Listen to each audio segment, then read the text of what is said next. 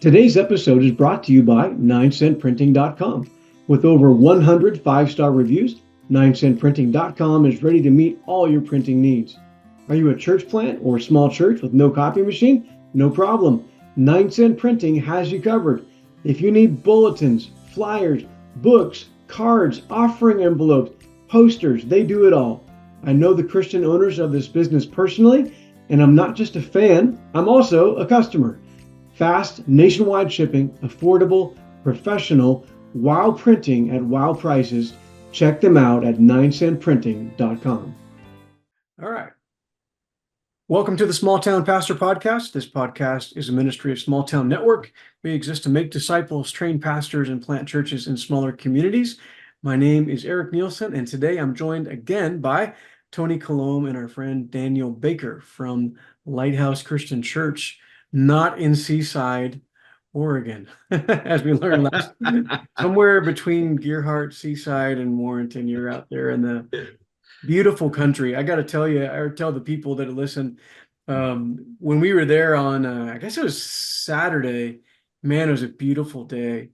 And I drove up to where everyone surfs, and I was like, for people that don't know, the Pacific Ocean is freezing, and in the winter it's like extra cold. But it was one of those days, man, like where the sun is out and like the skies are blue and the ocean was not raging.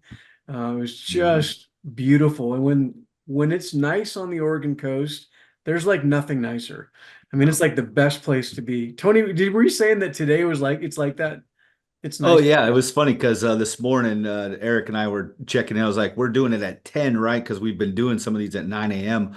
on Fridays when we record, but this is a little bit later. So I was like, perfect. It's low tide, it's sunny out. So I dropped my kid off at school in Seaside, drive out onto the beach by my house in Gearhart, and then drive all the way up the beach to Fort Stevens. It's like a 10-mile drive On the up the beach. beach and then That's get awesome. into Warrenton through Fort Stevens to come to the church here to record. So it was like, this right here, my friends, is a glorious morning commute. That's a Me and the heck of a Baldy Yes. commute. Eagle and a Yeah, couple of people, So that sounds great. it's I awesome. I on the other hand drove to Costco. But it was sunny because I live in sunny Idaho. So there Yeah, you you're go. right. So, Well, hey, Daniel, thanks for coming back again. We kind of left off where you kind of went into ministry, and I would love you just to kind of now talk about your church. So, we mentioned in the previous episode, it used to be known Seaside Christian Church. mhm. Um, you know, I- we're doing it again, but there's another man, and very influential man in Oregon Yes. named Terry O'Casey Yep. that took on Seaside Christian Church when it was a struggling congregation. And Yep. almost anybody that's been a pastor in Oregon for any amount of time knows Terry O'Casey, Yep. who's now gone home to be with the Lord. But huge influence on me, on the guys in that area. He actually had, under his leadership and the grace of the Lord, he led that church to grow and eventually move to the location where you're at. Yep. Um, and there were some things that we don't have to get into all this stuff, but that after he left, that church kind of went through some rough times, and that kind of is where you entered the story. So why don't you just tell us like how you kind of mentioned, you went there kicking and screaming. Tell us kind of what exactly transpired to pull you into this small coastal community to be the pastor of a church that was struggling. Um, well, I think the first thing anybody needs to do is be willing to go where God sends you Mhm. and not ignore the calling to go there and the pull. When we were leaving town, we came up to pray over Lighthouse Christian Church, my wife and I, and um, we before we even left town, we called Bob Wood and said, "Hey, we're not coming here. No way." And I had every excuse I could come up with, and they were all stupid. Um, so we ended up by the time we hit Newport on our drive down, uh, we called OCF back and said, "Yeah, hey, we're interested. We think there's let's move forward with at least talking with them." And so almost 7 years later, here we are. One of the greatest things is walking through this community of honestly Clatsop County and meeting people. It's a great thing to hear, and it's a very hard thing to hear. And that's the church we used to go to. Oh with yeah. when Terry O'Casey was there. So then when I started the ministry here, we had 35 people here.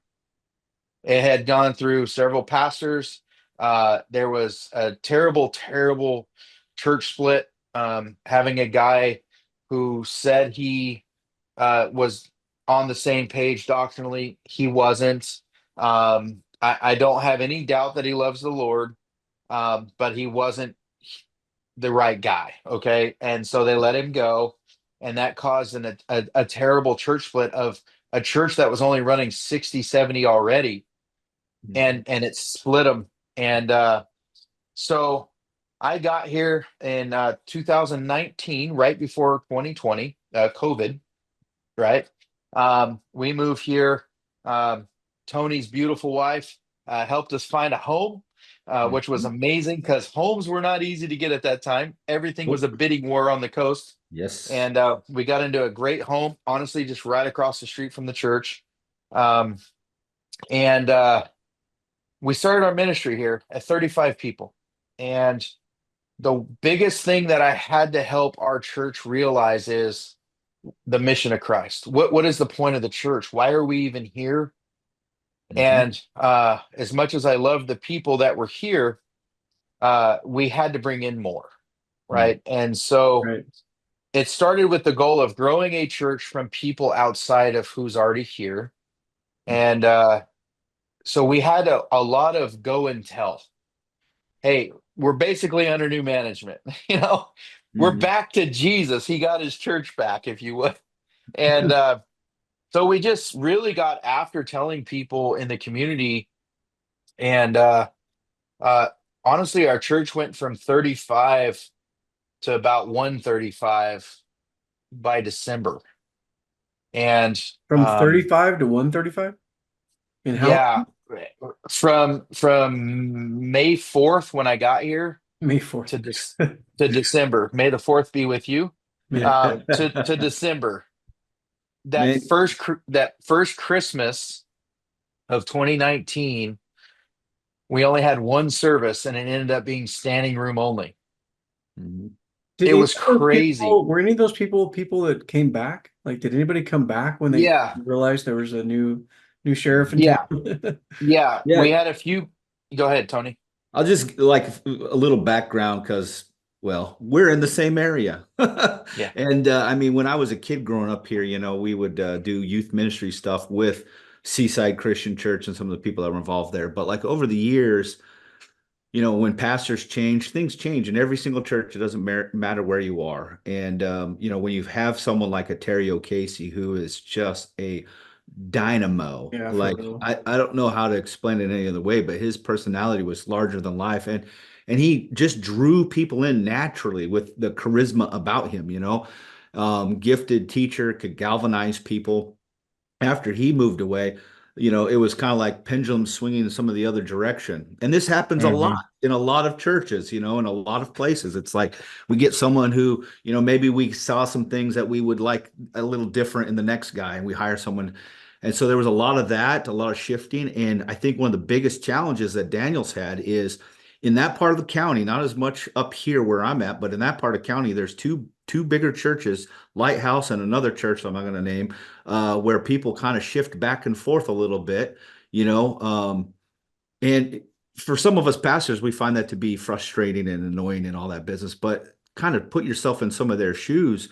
You're in a place, you love the place, you're connected, and then someone comes in for leadership and it's a dramatically different person, not just personality wise, but doctrinally on some things, philosophically on some ministry. So it's not the church that you had committed to anymore. So you kind of shift down to another that kind of aligns more with what you think. And so there was a lot of that back and forth. And it felt like finally getting Daniel up here kind of regalvanized, like, okay, this is a restoration church. This is a restoration movement guy. And so he is carrying forth with enthusiasm and energy some of the principles and values that we longed for and committed ourselves to years prior. And so there is some of that group that has kind of come back to Lighthouse. So Dan, you were saying like, yes, some people came back. Yeah, so it took years, but even before that first year, so during the church split, we had a few people come back Right. that were here before the split, and some have long left. They've left. I wasn't their cup of tea, which is fine. And uh, so that Christmas, we had 278 people. My first Christmas Eve here. And so we're like, yes, like we're just like, this is incredible. It felt like the movie Field of Dreams. If you build it, they will come, and the cars just kept coming. That's what it was. We're like, we don't have anywhere for these people to sit. What is happening right now? But I think people in our community were so excited that Lighthouse is thriving again Yep. instead of maintaining, right? And so, because honestly, when I get here, I'm at the city council, I'm in the schools, I'm going everywhere I possibly can go to meet people. The word's getting out. Our people are excited.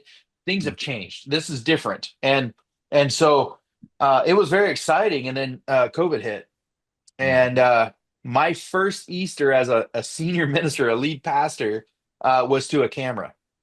Mm-hmm. No, You know, and so it's horrible. it was rough. And so here we went from 35 to, I mean, after Christmas, it made our average go up to like 170 or something like that.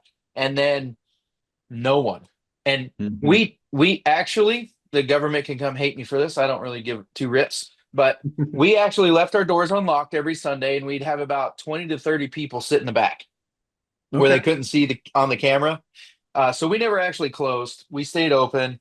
And that's when we actually started live streaming. We started live streaming at that time, and which was wonderful. We still have people that have never come back, and but watch online. I don't. Mm-hmm. I wish that would change, So honestly. weird. Yeah. Same. However, Mhm. we basically started over with 2020 and had to start over again. And through that, we sat down as a leadership. It was me, Larry Sprouse, and Bob Miller. And Every Christian church I've ever met has at least a Larry or a Bob as an elder. Absolutely. Larry and Bob. 100%. Modern day Peter Paul, Larry and Bob. They are. Exactly. They are. Yep. And That's so hilarious. we ended up having a guy also that came back because Justin was here when I got here. Justin left. Justin Tomac is his name. He's now the pastor at Oak Ridge, which that's Right. another story. Our church sent him there, which was great. But Dave Gwynn is an elder and was an elder.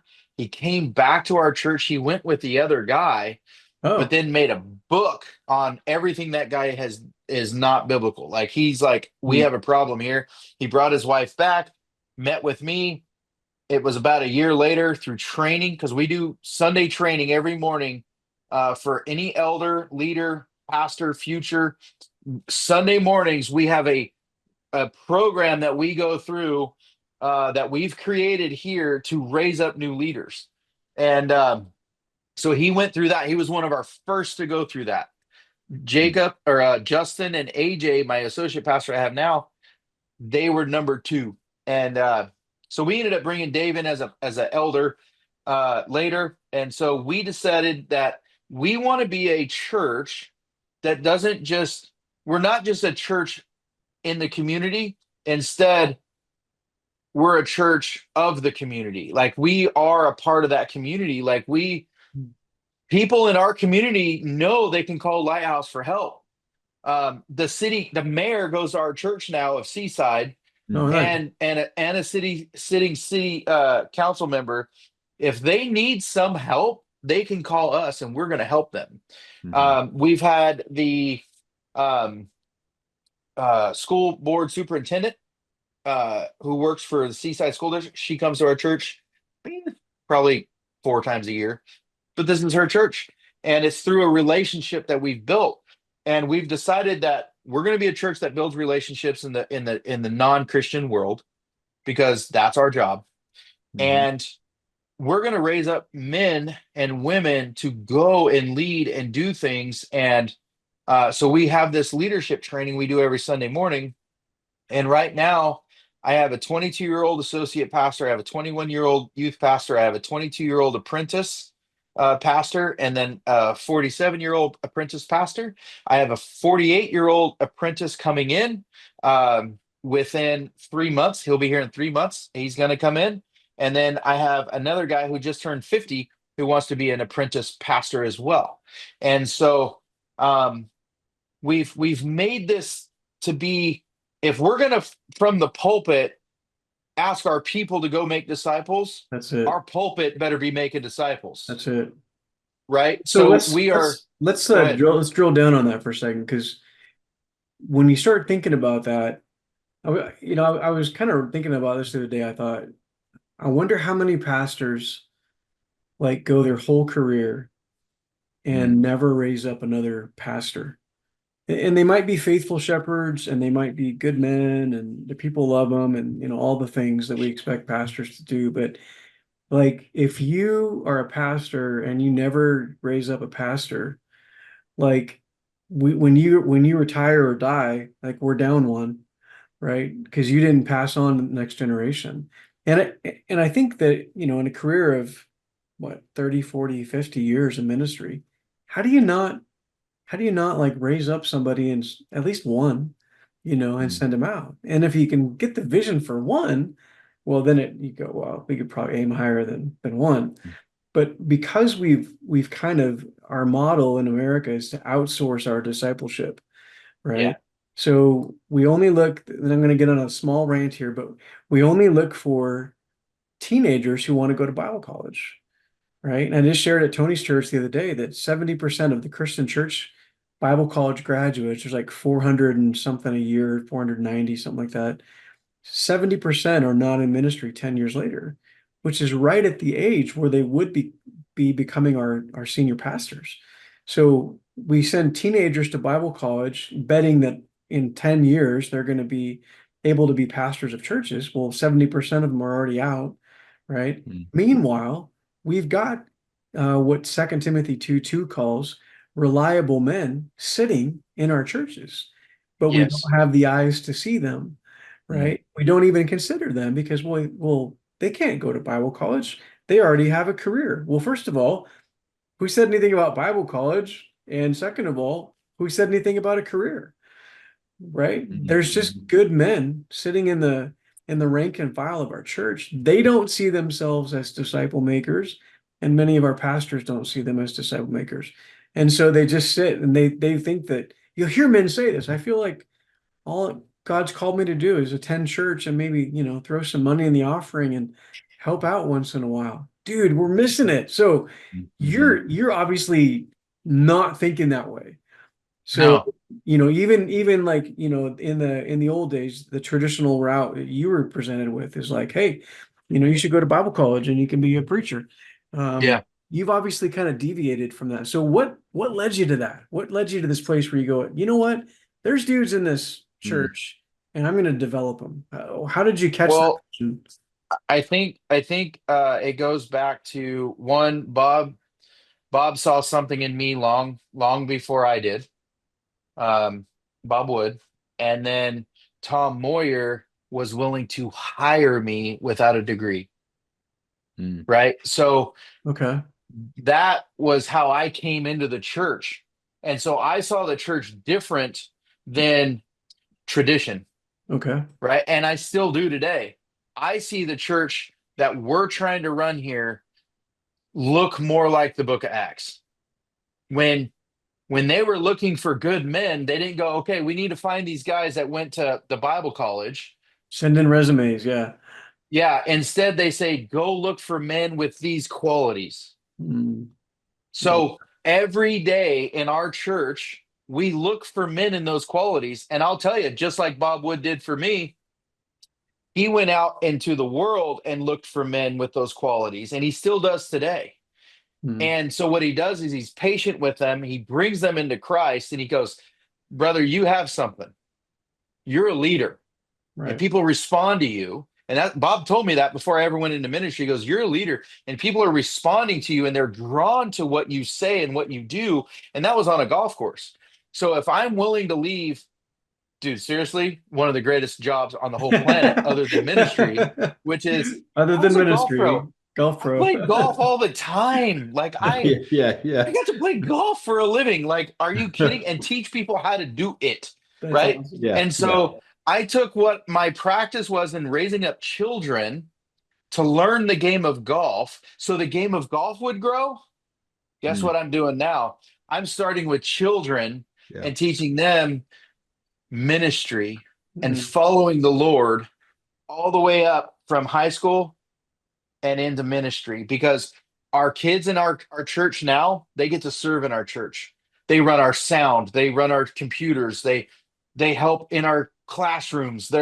We Mm, start with the kids. And every good football program and every small town network, every good football program starts when they're this big. mhm. Every good baseball program starts when they're this big. If you can start here, by the time they get here, you got guys now 24 to 26 years old that can take a lead pastor position. Mhm. Not 30, not 40, 24 to 26, because they've been working at it this long. Mm. I got a 22-year-old AJ Dean. He's been serving in his church before I got him. He started serving as in high school, leading a junior high group. So then I'm thinking, oh, that's what we need to do. So here he's leading a junior high group in high school. And then by the time he hit, through high school, he goes right in to go, I want to go into ministry. He got married at 18. He's got his second kid on the way. He's now served in our church as a pastor for 6 years at 22 years old. He knows how the church runs. He's dealt with the conflict. He's dealt with people. He knows the numbers of the church. He knows what it takes to go into the community. He knows, like, he's conditioned to know this. Just like if you go into the military, that's why they want you at 18. Your brain's not fully developed. But from 18 to 21, they got you. They They're going can to develop develop you you into, they're going to make you a soldier. the Well, way I they got want, the way they want you to. Yeah. yes. So if we send kids to, I'm not anti-Bible college, not at Oh, all. So no, we I are hope either. no Yeah. one hears me say this.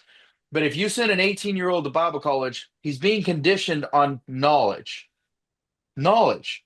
And then yes, they go and serve in a church here and serve in a church there, but they're not getting the full gamut. And some of these churches, the bigger ones, and I love what Eagle Christian has done for Idaho, and I love what CCV has done down in Arizona. That's great.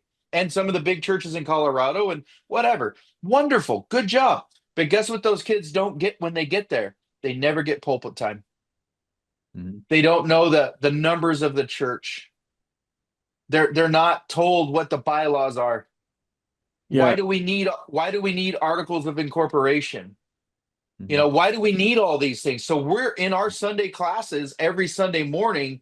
We teach that to everyone. Our elders that are sitting already, future elders, future leaders, future pastors, they learn articles of incorporation. They learn bylaws. They learn our statement of faith. Not only do they learn the doctrine of the Restoration Movement and history of the Restoration Movement, but why?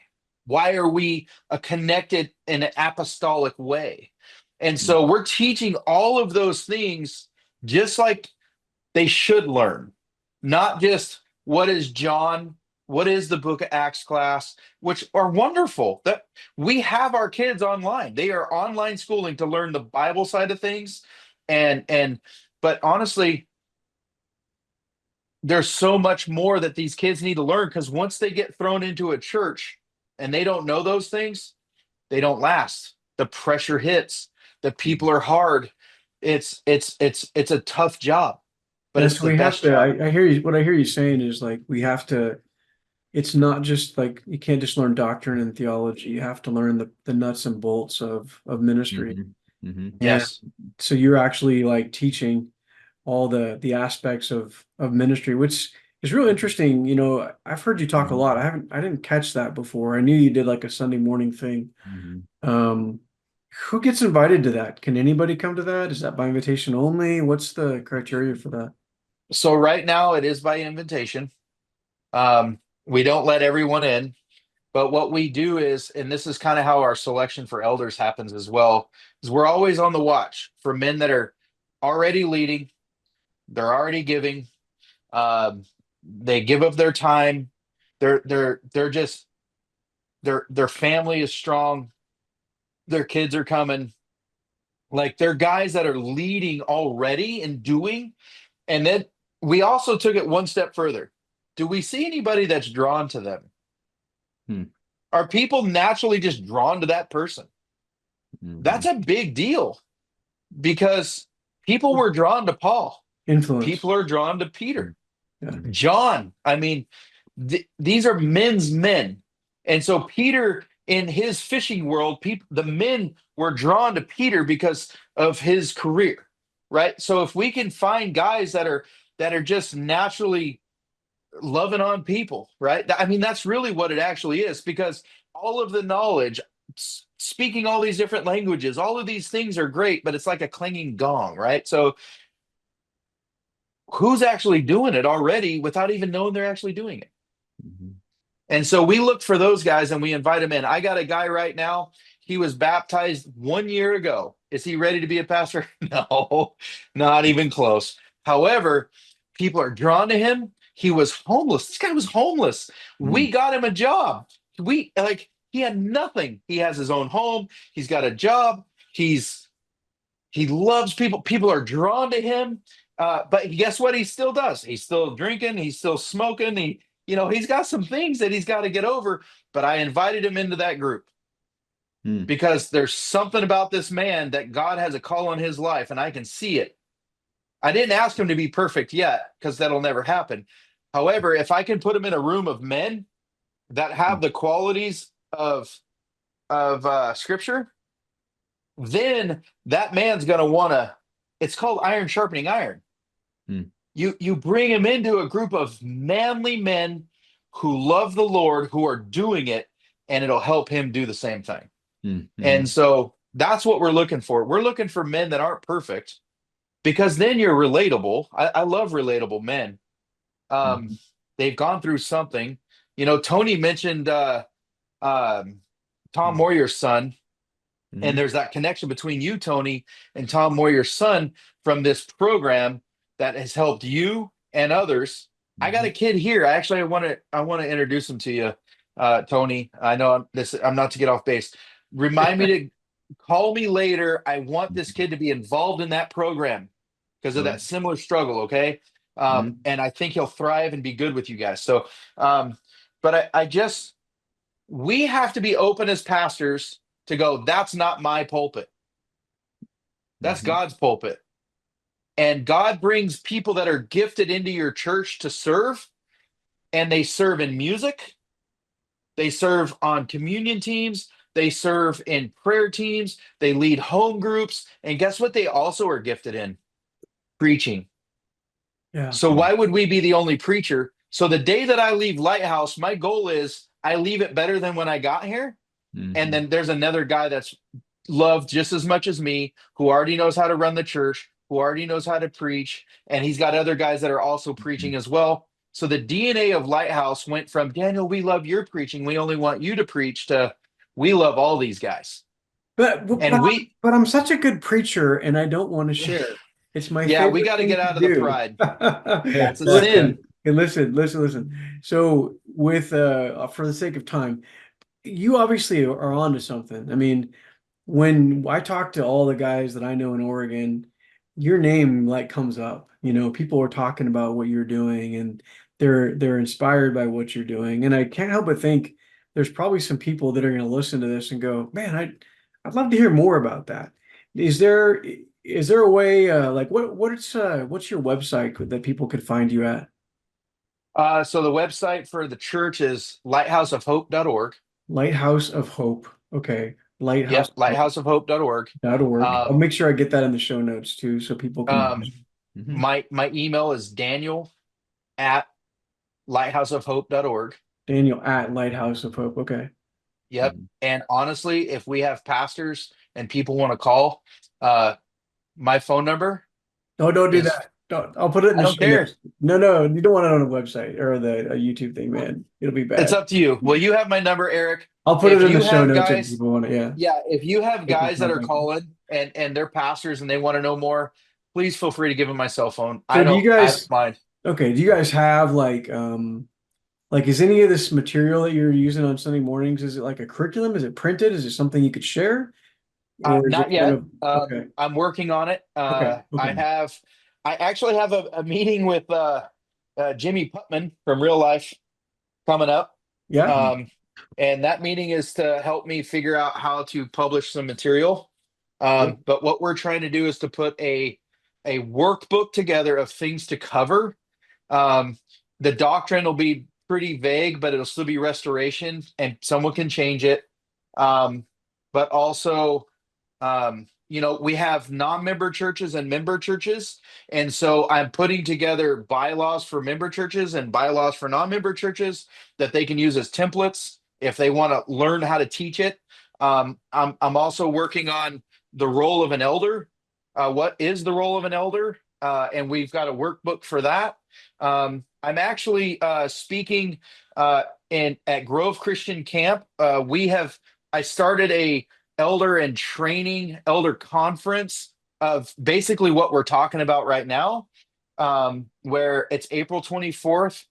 You can come in at 2:00 and sign or to register in. You can sign up now. Grove Christian Camp, April 24th and 25th. 2026 Our for goal, those who are listening. Yeah.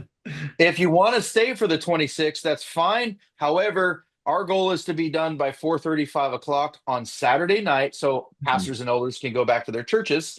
And we want anyone to come, but I will have some of this material to hand out to those guys Okay.